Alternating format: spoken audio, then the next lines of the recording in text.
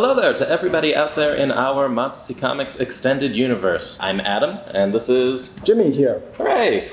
So, we're deciding to talk to you today about something that a lot of folks ask us, as is usual for this show, about what we buy. Yeah, this is sort of like a follow-up to a couple episodes ago where we talk about, selling your collections and all that and so forth. But more specifically, and this is a question we get all the time, emails, phones, etc. Do you buy? Or what do you buy? We're going to look at a lot of the broad categories that we look at. This isn't going to be a specific blow-for-blow guide to which cards we're looking at. It's not a buy list, but more just the general philosophy of how we purchase things. That's true, which is differ by, store to store, or even online. Because a lot of times when Adam talks about buy lists, there'll be folks I'll call in or ask, hey, do you have a buy list? To which we typically answer, no, we don't have a buy list. Then what do we buy? So let's say someone were to call us and say, do you buy comics? Yep. That is, I'd say, probably one of the main things that people ask us, do you buy comics? And then what comics do you buy? If we were looking to pick up comics, someone says, I have a collection of comics, I'm coming in, I want you to take a look at them. Correct. What would you generally say we're looking for? Well, the way I would break it out into this, especially what's going on now, a lot of people look for what's considered key issues, right? Popular titles, popular characters, right? But if we take a deeper dive, for comics, there are so many different comic titles, so many different number ones. There's how many relaunches of Batman, Spider-Man, Superman, everything that you could think of. So what we try to tell people is this. A lot of the more recent books, because they're all available, we wouldn't necessarily pay a lot. I mean, we do buy all comics, and what happens is this: if somebody comes in with a collection with a whole bunch of comics, we may buy everything, depending on the price and all that and so forth. But part of our consideration is saying, okay, maybe these groups of books we'll donate them, right? Because there are a lot of them. Specifically, a title I often refer to is The Death of Superman, which I think happened in the 90s. Everybody and their relatives have a copy of Death of Superman.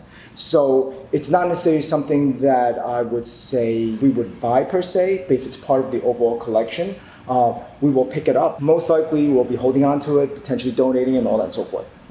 But what we'd also would say is this: hey, look at the price on the comic. So for example, you see here it says 50 cents.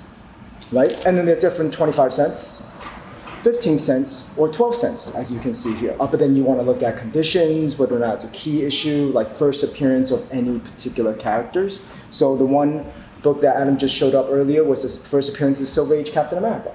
So that's sort of how we approach it. We could purchase item on a book-by-book basis or item-by-item basis, or if you bring in a whole collection, we'll look at it as a whole. But we want you to know that, hey, before you lug everything in, these are some of the things that they are going to will place greater value on, while others we don't. So that way, you don't have to spend a lot of times bring them in and then feel like you're forced to sell them. And that's the worst experience a collector would have. Oh, absolutely. And I think the key thing that you're getting at there, more than anything else, is the distinction between a key issue and what I think the rest we would describe is as probably bulk. Yeah, it could be a term that we would use. It could be bulk, but I guess bulk is relative term. It's like what we were saying earlier is if you brought in a bunch of books that are 10 cents, 12 cents, the Silver Age, even Golden Age books, right? Yes, we'll pick them up and we'll pay a higher value depending on the condition. But then let's say, for example, you have a lot of stuff in the late 90s and so forth. That's where it becomes a bulk. How much would it be by the box? Even if they are X-Men or even if they are Amazing Spider-Man, a lot of times there are fewer what's considered key issues in there. Or let's say in the last 10, 20 years, it's still pretty easy to get them. So as a result, in fact, we may even still have them in multiple boxes that we picked up. So as a result, we don't place as much of a value on them. And again, it doesn't mean the last few years, last 10, 20 years since the 90s, there aren't any key issues. Because you think of Deadpool, you could think of first appearance of Deadpool, first appearance of Miles Morales. This is a graded copy. Or let's say first appearance of Kamala Khan, Ms. Marvel, as well as Spider-Gwen from the multiverse. So there's still a lot of key issues from the recent one that you could pick up, but it just means that there's a lot less of the keys. right? Now, we only show the graded comics doesn't mean that we only buy graded comics. Absolutely not. We buy pretty much all comics that's there. But again, what we pay for really depends on what I would consider 4 factors, right? Key, how old they are, the condition, right? I forgot what the 4th factor. Do you know what it is? And I don't mean it as a test. Oh, well, let's see, because if I can pass this. So we are looking at condition, obviously, whether they're a key issue, age, and is there a 4th factor?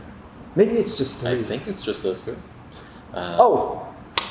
Whether they're popular right now. As I think that you were getting at, a lot of that factors into demand, which I think is the broader thing that you're talking about, because when we purchase things, I mean, to put it very bluntly, the thing that we're looking at is this something people want to buy from us? Yeah, currently, and that's from us, right? Because, for example, you could go to another local comic shop or card shop, and we talked a lot about comics and all that and so forth just now, and they may pick up some of the books because they have customers who want to fill the sets. They're building a set maybe, or they themselves want a particular issue. And the reason why I say in demand, not in demand, one thing that you can look at is this. Iron Man, super popular, last 20 years and all that and so forth. First appearance is always a holy grail, always somebody who want that. But the question is this, with the new Marvel movies coming out, with Iron Man not necessarily being in the forefront, is that something that people would look for right now? It'll always be a key issue. It'll always be something people want, first appearance Iron Man. But is it something that people want now versus, let's say, first appearance of Doctor Strange in Strange Tales? We don't know necessarily, but from what we're seeing, there may be more people looking for Doctor Strange related comics. And when would you say there are a lot of people looking for Nick Fury and his Howling Commandos? Probably, there's always some people looking for Nick Fury. Nick Fury is a really cool character, but I think when Avengers came out, when Samuel Jackson, does a phenomenal job with Nick Fury, you see that there's demand for it. But because Nick Fury is not necessarily a main character in any of the shows, I think when they started doing more of a Nick Fury specific character, then you'll see even greater demand. As you might see with Moon Knight, right? They just did a pretty popular series on Disney Plus that then drives the value of the book, of the key issue. Now, we talk about comics. If you think about it, we could apply something similar to, let's say, trading card games, such as Pokemon or sports cards. Yeah, I think the thing with trading card games that is the one factor that is a little bit different, or the thing that we kind of add on to that, is with trading card games, we're definitely looking at what is popular, what do people want, what is old, what is rare, versus what is something that's easy to get that people don't care about as much. Trading card games give even more of a gulf or a gap in rarity, because books, unless they're super, super old, are still printed at usually a similar rate. You might have a single pack that came out recently with different cards in it, where there is one card that is significantly harder to get than any other card in that pack. So that is probably going to be something we'd prioritize more, because just by virtue of having greater rarity, even though it all came out at the same time in the same set, that's going to be more sought after. The thing that trading card games have that comics don't, and that I really think most other collectibles don't, is a game component. True. So with comics, when we're talking about what is the demand, what are people looking for, we might look at, is a particular character very popular? We might be looking at, is there something that's going on in the media where people are paying more attention to that? Is there something that people have a fond association with that makes it something that people want to collect a lot? And with games like Pokemon, you'll see similar things. I think you always point to Charizard as being the kind of card game standby. The Charizard is a popular character. As long as that character is popular, people are going to look for those cards. With a lot of trading card games, though, the other factor is people who actually want to play with those cards. Correct. So if people want to use a card in a deck that's very competitive, if people say, I need this card because with this card I'm going to win a tournament, at that point, that might make the card a lot more expensive or a lot more valuable, because it's considered to be a lot more useful than other cards that might be of a similar rarity. True, and as a result, that type of demand impacts whether or not we buy it. Yes. Right? And again, we go back to, we do buy whole collections, we do buy a whole bulk of cards, but if we're looking at it from a value applied when we're looking at it, whether or not it's something that we're looking to pick it up. It's also determined by whether or not somebody's looking for it, whether or not we know somebody's looking for it, and whether or not how popular it is, whether it's from a collectible component or, as Adam alluded to, from a playability component. And that happens with Pokemon, that happens with Magic, the Gathering, that happens with Yu-Gi-Oh!, Dragon Ball Super, any of the trading cards that you kind of see. Because to us, collectability is important, and you see that with comics, but playability when it comes to trading card games is very important. You don't see that right now with COVID, because there aren't as many people playing, but as we get out of that, you'll see certain cards that, it used to be not worth as much, all of a sudden people want them, right? And I would almost equate that with, let's say, after a tournament or after a couple events or in anticipation of certain events, that certain cards sort of rising in value. I almost equate that with movies are coming out for a particular character in comics, right? Like we talked about Moon Knight earlier, all right? Somebody hears about what's going on with Moon Knight, there's greater demand for it. After the show comes out, really popular, there's even greater demand for it. So that's how we look at it from a trading card game perspective. So you see that common thread. And then what about sports cards? Do we buy sports cards, Adam? Apparently. Right here, I was going to say nominally a couple we buy that we sports cards. recently picked up. I think that with every category, we have different things that we focus on. Correct. And a question is just going to be, like I might say, if I look at the total volume of things that we've bought over the past year, we might have bought fewer sports cards than maybe Pokemon cards. Absolutely. But at the same time, a lot of that comes down to what things do we focus on and to what degree are those things that people are going to be selling. I think with Pokemon or other trading card games, things like that, you have a very wide variety of things that sell at different tiers that people who come to us are looking for. With sports, our focus, like not to say that sports isn't just as wide in terms of what exists, but our focus for us as a store is a little bit more narrow or a little bit more laser focused. No, that's absolutely to the point. I mean, if you looked at our shop in general, we started focusing on wax, meaning boxes people could buy and open. We didn't want to focus on singles because we remember the old days in the late 90s, 2000, where there potential searching going on with wax. Then with the demand, we started selling packs from the box, and now we're beginning to pick up singles and selling singles. We don't do sports singles as much, but we are starting to pick them up. They are similar in terms of with trading cards. There are a whole wide range of different, whether it's for set builders, whether for individual stars, whether it's for particular teams, et cetera, et cetera, et cetera. It is something that we definitely began to look at in terms of singles. We don't just buy graded singles, same as comics and cards. We buy both, graded as well as non-graded. And it could be a collection, and it's very similar to what I would say we talked about with comics and cards. We'll buy a whole collection, especially if people bring them in, but our thought is always focusing on, okay, which ones are the ones that we're gonna just pretty much sit with, which ones we're gonna put out, and which ones we're gonna donate. And we actually donate a lot every quarterly in terms of boxes and all that and so forth, because someone somewhere are always able to use some of the cards, collectibles, comics, etc. And I think one thing that can make sports cards a little bit different than, let's say, the comics that we were talking about, even though these are things that are both collectibles, I think what you were saying with comics before is generally the most collectible things are going to be older.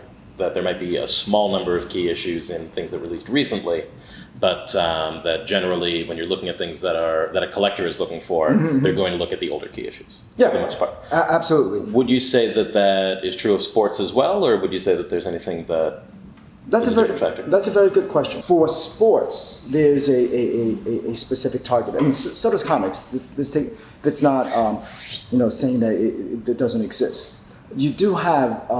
For comics that say, I usually like to say 10 cents, 12 cents, golden age, silver age, to make it easier in terms of looking at it.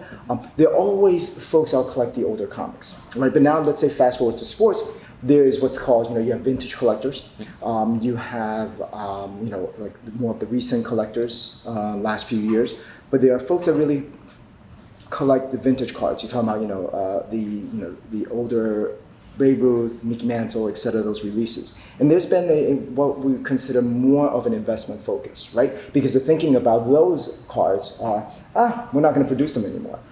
Whereas let's say comics, you see a lot of like, first appearance focus and all that and so forth, the older ones. And yes, there are some storylines, artists, etc. that makes it a greater demand.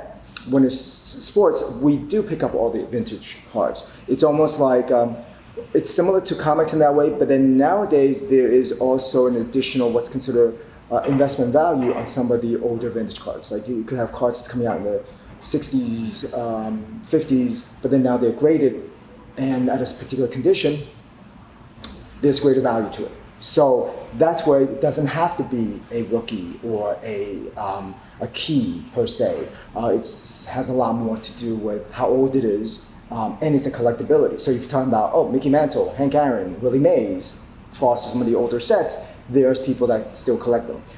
There are people that collect, Spider-Man. I, as a collector, may used to anything with the Spider-Man experience, I will go buy it. But there aren't as many people that focuses the same way in terms of for the older books. There are, but not the same level.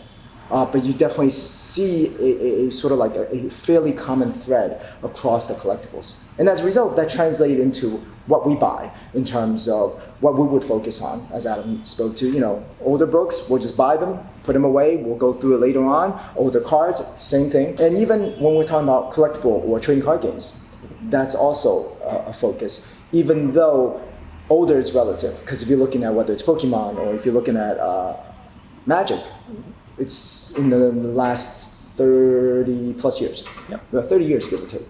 So it's not old enough yet, because now you still have a lot of people coming out with different cards from their collection. So we would have to determine, is this something that we're seeing a lot of, and is that something that we're gonna buy?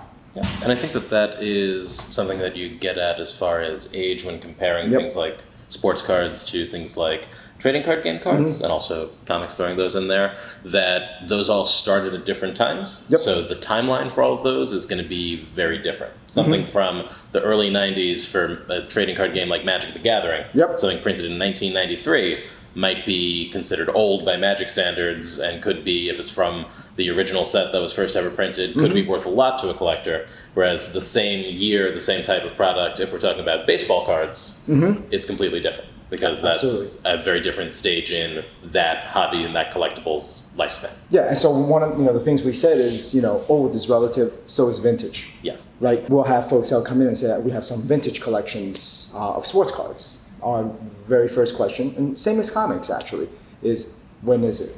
What year? Or comics is what is the price? Because that allows us to gauge whether or not that's something that we will pick up for a higher dollar, or something that we would recommend that the individual hold them a bit longer. All right? I think that pretty much covers a fairly broad base of what we buy. Next time, we're going to talk about what we don't buy. No, I kid here. There are a few things that we don't necessarily pick up, but we will talk about it at a different time. All right. Well, I think that, as you said, concludes our discussion for today, and we look forward to seeing you next time. All right. Bye-bye.